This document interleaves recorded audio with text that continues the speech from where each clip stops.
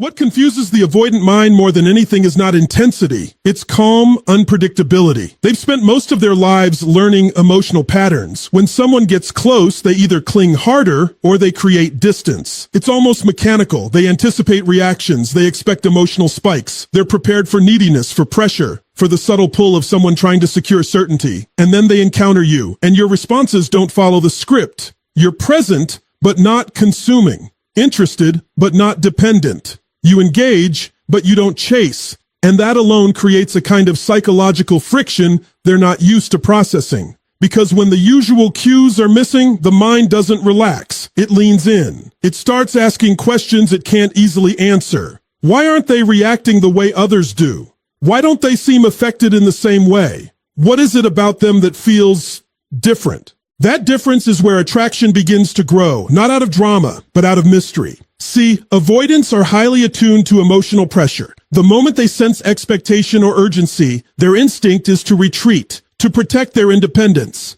But when you operate from a grounded emotional state, when you're not trying to force connection or extract validation, you remove that pressure entirely. And in doing so, you disarm their defenses without ever confronting them directly. What replaces that pressure is something far more powerful: curiosity. Curiosity is subtle, but it's incredibly persuasive. It doesn't demand attention. It earns it. When someone can't predict you, can't categorize you, can't place you into a familiar emotional pattern, they begin to observe you more closely. They start replaying interactions in their mind. They analyze your tone, your pauses, your choices, and without realizing it, they begin investing mental and emotional energy. That's the hook. They're engaged, but they don't fully understand why. And here's where it goes even deeper. Your emotional steadiness doesn't just confuse them. It creates a sense of safety they rarely experience. Not the kind of safety that feels suffocating or binding, but a quiet, non-intrusive presence. You're not trying to control them, not trying to define the relationship prematurely, not trying to close the gap too quickly. And because of that, they don't feel the need to escape. Instead, they stay. They stay long enough to feel something unfamiliar, long enough for their guard to lower just slightly, long enough for their attention to shift from protecting themselves to understanding you. And that shift is critical because for someone who is used to keeping distance, attention is the first form of attachment. But what's important to understand is this isn't about playing games or being emotionally unavailable. It's about alignment. When you're centered in yourself, when your emotional world isn't dependent on their reactions, you naturally become less predictable, not because you're trying to be, but because you're not operating from fear or need. And that authenticity carries weight. It signals that you're not here to fill a void. You're here because you choose to be. And choice, when it's not driven by dependency, has a different energy to it. It's steady, it's controlled, it's grounded. And for the avoidant, that's both disarming and deeply intriguing. They may not be able to articulate it. They may not even consciously recognize it, but they feel it. And what they feel doesn't push them away. It pulls them in. Because when someone can't predict you, can't control the emotional dynamic, and can't find the usual reasons to retreat, they're left with one option: to stay present with the experience.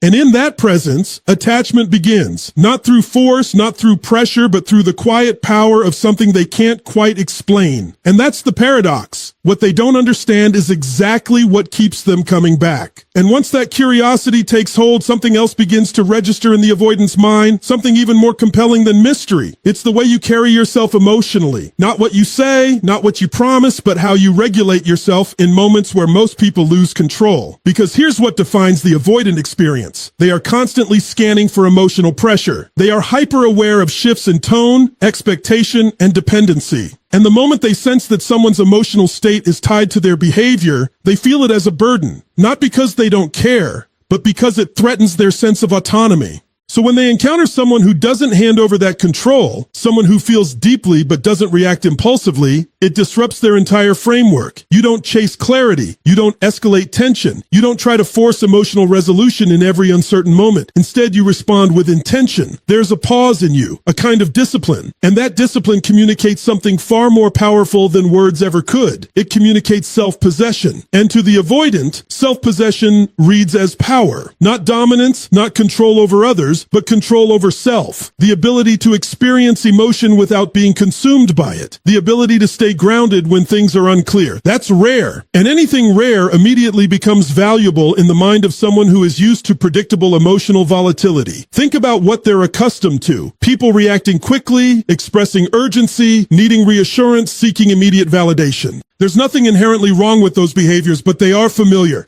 And familiarity doesn't create intrigue, it creates expectation. But when your behavior breaks that expectation, it forces them to reassess.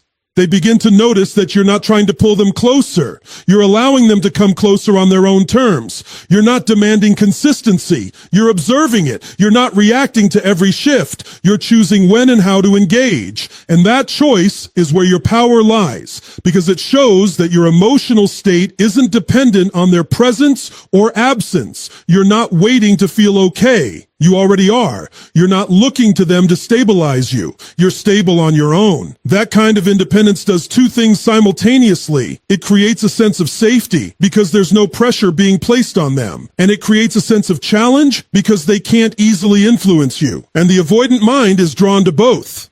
They feel safe enough to stay, but uncertain enough to become invested. They start to wonder what it would take to affect you more deeply, to be the one who breaks through that calm exterior. And without realizing it, they begin to move towards you. Not because you pulled them in, but because your presence invited them to step forward. There's a subtle shift that happens here. Respect begins to form. And respect in this dynamic is often the precursor to attraction. Because when someone recognizes that you're not easily shaken, not easily influenced, not easily defined, they start to see you differently. You're no longer just another emotional experience. You become someone they have to understand, someone they have to meet at a higher level. But this only works when it's genuine. You can't perform self-control. You can't fake emotional stability for long. It has to come from a place of internal alignment, where your reactions are guided by awareness, not impulse. And when that alignment is real, it becomes undeniable. They may not say it out loud. They may not even fully understand it themselves, but they feel the difference. They feel that you're not trying to manage them.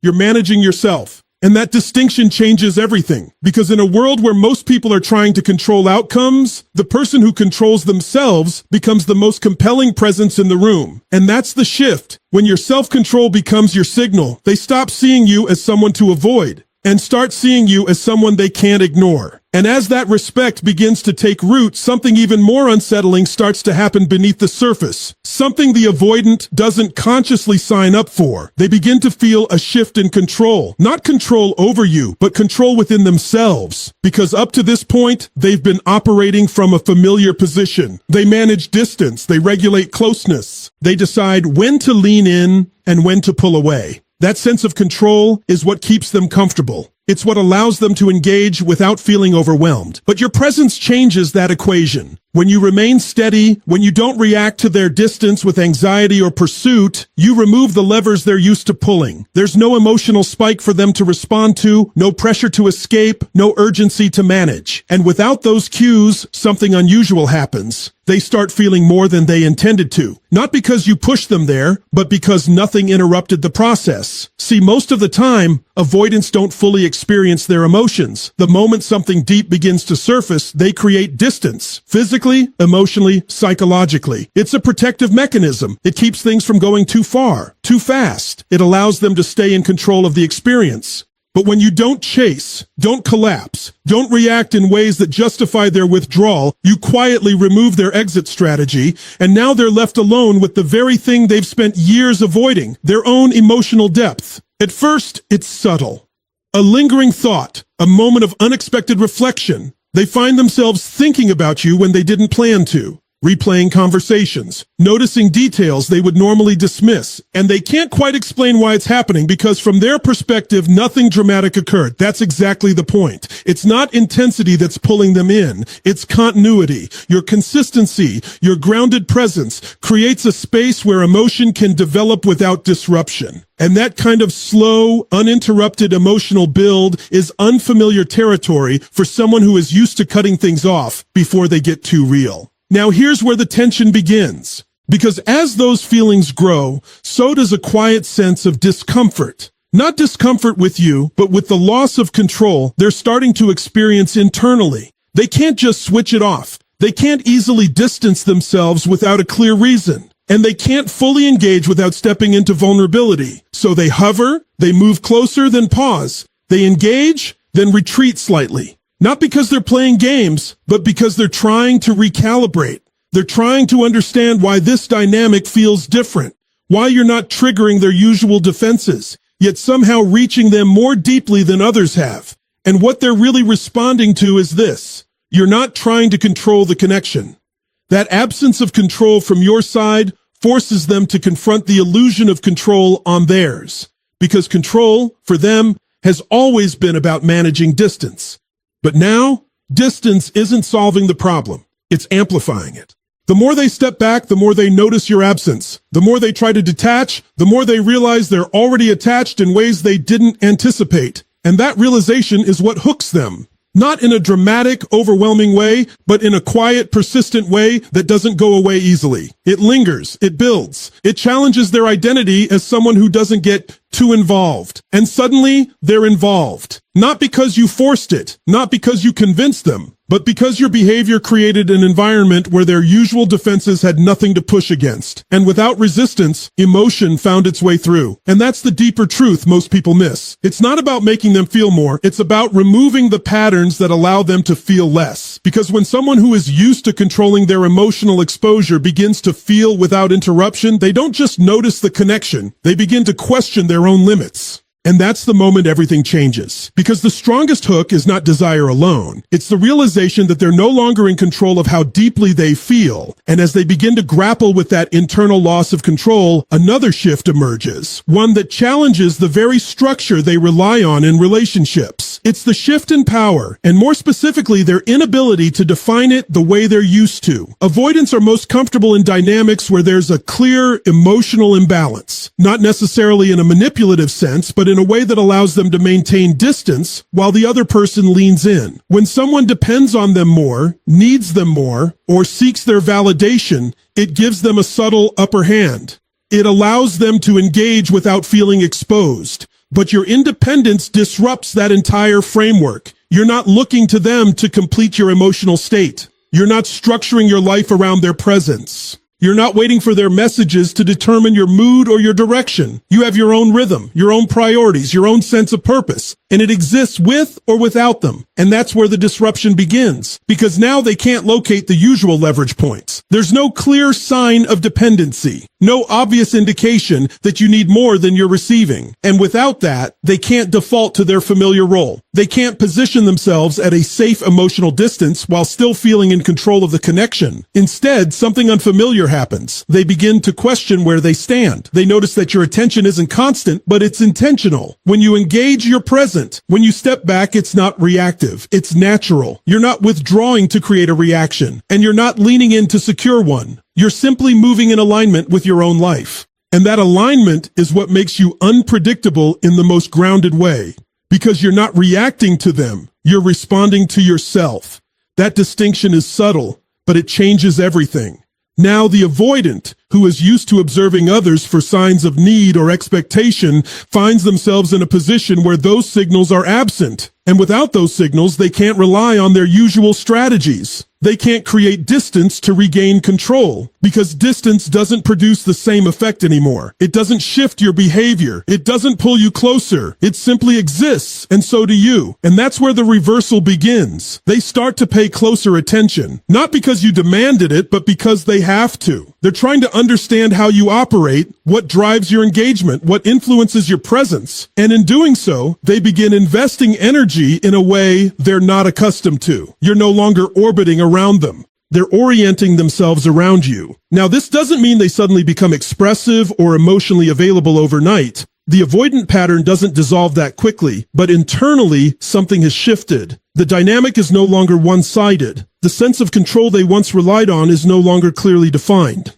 And that ambiguity creates tension. Because for someone who values independence, encountering another person who embodies it at a high level is both disarming and compelling. They recognize it, they respect it, and at the same time, they feel the pull to understand it more deeply. You become a reference point, not because you asked to be, but because your behavior reflects a level of self-sufficiency they can't easily categorize. And here's the deeper layer. Your independence doesn't push them away. It gives them space to come closer without losing themselves. That's the paradox. When you don't require them to show up in a specific way, when you don't place expectations that feel restrictive, they experience a kind of freedom within the connection, and that freedom reduces the need to escape. It lowers their defenses. It allows them to stay engaged longer than they typically would. But at the same time, your independence ensures that the connection doesn't revolve around them. And that's what ultimately shifts the balance. Because now, they're not just participating, they're pursuing understanding. They're not just maintaining distance, they're navigating proximity. And in that process, they begin to invest in ways that feel unfamiliar, but increasingly significant. Not because they lost power to you, but because your independence made power irrelevant. And when power is no longer the focus, connection becomes the only thing left to explore. And that's where the dynamic truly changes. When they realize they're not leading the connection anymore. They're following something they can't quite define, but don't want to lose. And as they move deeper into that experience, no longer trying to control it, no longer able to define it in familiar terms, something even more personal begins to surface. It's not just about how you make them feel. It's about what you represent. Because at a certain point, the avoidant isn't just observing your behavior. They're comparing it to their own internal world. They start to notice the contrast. You remain composed in moments where they would normally withdraw. You express without overextending. You connect without losing yourself. And while they may not articulate it directly, there's a quiet recognition forming in the background. You operate in a way they haven't fully mastered, and that recognition carries weight. Avoidants often pride themselves on independence, but their version of independence is protective. It's built around distance, around minimizing vulnerability, around staying in control. What they encounter in you is a different kind of independence, one that doesn't require emotional shutdown, one that allows for connection without compromise. And that difference is both disarming and deeply attractive, because on some level, they begin to see in you a version of themselves that they haven't yet become. Not a perfect version, not an idealized image, but a more integrated one. Someone who can hold emotional depth and personal stability at the same time. Someone who doesn't have to choose between closeness and autonomy. And that realization creates a subtle form of admiration. Now, admiration in this context doesn't always look obvious. It's not always expressed through words or direct acknowledgement. In fact, it often shows up indirectly, through increased attention, through a heightened awareness of your presence, through moments where they seem more engaged than usual, even if they don't fully explain why. Because what they're responding to isn't just attraction, it's alignment with something they value, but haven't fully accessed. You become a reference point for what's possible. And here's where it deepens. When someone sees in you a quality they respect but don't fully embody, it creates a natural pull toward growth, not in a forced or conscious way, but in a quiet internal shift. They start adjusting, even slightly. They become more present, more consistent, more aware of how they show up. Not because you ask them to, but because your presence sets a standard. And standards, when they're lived rather than spoken, have a unique kind of influence. You're not telling them how to behave. You're not setting rules or expectations.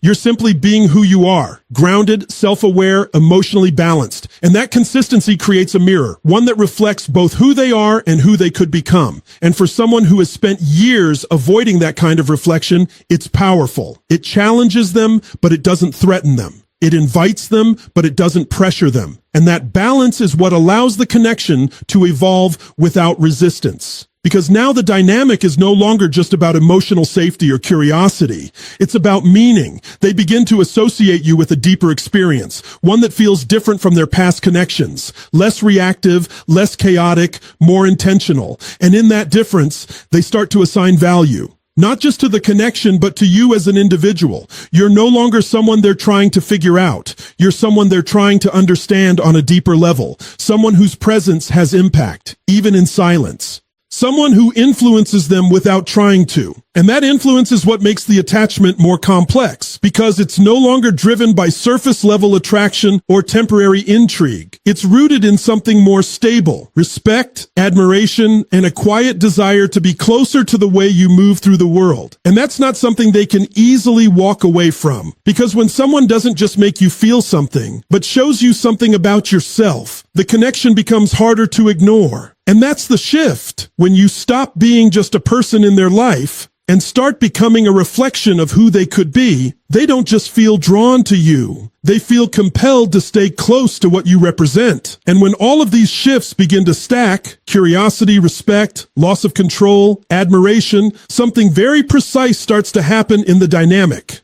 the investment begins to reverse. Not because you demanded it, not because you engineered it, but because of what you chose not to do. You stopped chasing. Now, this is often misunderstood. People hear "don't chase" and interpret it as withdrawal, silence, or playing hard to get. But that's not what's happening here. What changes is your orientation. You're no longer pursuing the person. You're grounded in your own direction. You're engaged, but you're not attached to the outcome. And that distinction is everything, because for the avoidant, pursuit has always been the signal to create distance. The more someone leans in with urgency, the more they feel the need to pull back to regain space. It's not a conscious rejection. It's a reflex, a way to maintain emotional equilibrium. But when that pressure disappears, when no one is trying to close the gap faster than it naturally unfolds, the entire system resets. There's nothing to resist.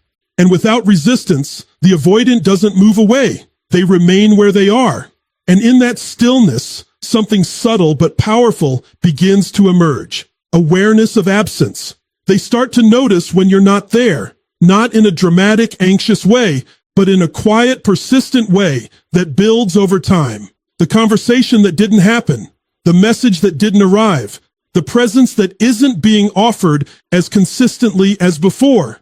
Not because you're withholding, but because you're no longer overextending. And that space does something important. It invites them to step in. Because now, if they want connection, they have to initiate it. If they want your attention, they have to move toward it. And that movement, even if it starts small, begins to shift their role in the dynamic. They go from responding to reaching. And that's where investment is born. Investment isn't created by what you give. It's created by what someone chooses to contribute. Time, attention, effort, thought. These are the building blocks of attachment. And when the avoidant begins to offer them voluntarily, without pressure, it carries a different kind of weight, because now it's coming from them. They're not reacting to your pursuit. They're acting on their own interests. They're not managing your expectations. They're following their own curiosity. And that internal motivation is far more sustainable than anything external. But here's the deeper layer. As they begin to invest, they also begin to value not just the connection, but the access to you. Because your attention is no longer constant, it's intentional. It's something they experience when there's alignment, not something that's always available regardless of behavior. And that creates a natural sense of significance around the interaction. They start to recognize that being close to you isn't automatic. It's earned through presence, through consistency, through mutual engagement. And that realization changes how they show up. They become more attentive, more responsive, more aware of the impact of their actions. Not because you ask them to change, but because the dynamic now requires participation. And participation leads to attachment, because the more someone invests, the more they associate themselves with the outcome. The more they show up, the more they care about what happens. And the more they care, the harder it becomes to detach without consequence. That's the shift. You didn't convince them to stay. You created the conditions where staying became their choice. You didn't ask for more. You allowed them to give more. And in doing so, you transformed the connection from something they could manage into something they actively experience. And once someone begins to experience a connection they helped build, it's no longer just about you. It's about what they've put into it. And people don't walk away easily from what they've invested in. So in the end, it's not about pulling them closer. It's about creating enough space for them to step forward on their own. Because the moment they choose to move toward you, without pressure, without prompting, that's the moment the dynamic truly shifts. And that's the truth most people overlook. The strongest connections are never chased. They are chosen. When you step back and look at the entire dynamic, a clear pattern begins to emerge. Nothing you've done relied on force, persuasion, or manipulation. There were no games, no strategies designed to trap someone emotionally. What created the shift was far more fundamental and far more powerful. It was the way you showed up. You brought consistency where there is usually chaos. You brought self-control where there is usually reaction. You brought independence where there is usually dependency. And without ever saying it out loud, you introduced a new standard for connection, one that doesn't rely on pressure to create closeness. And that's what changed everything, because the avoidant didn't feel pushed, they felt pulled. Not by intensity, not by demand, but by the absence of everything they're used to defending against. No pressure to perform, no urgency to define, no expectation to meet something they weren't ready for. And in that space, something rare happened. They stayed. They stayed long enough to feel, long enough to question their patterns, long enough to experience connection without the instinct to escape. And in doing so, they became part of something they didn't fully understand, but didn't want to lose. That's the paradox at the center of all of this. The more grounded you became, the more they leaned in. The less you chased, the more they invested. The more you remained aligned with yourself, the harder it became for them to walk away. Not because you changed them, but because you removed the conditions that allowed them to stay the same. And that's where the real power lies. Because this was never about controlling another person's behavior. It was about mastering your own. It was about becoming so internally stable, so clear in your presence that the dynamic had no choice but to evolve around you. And when you reach that point, something shifts permanently. You stop asking, like, how do I make them stay? And you start realizing the right ones won't want to leave.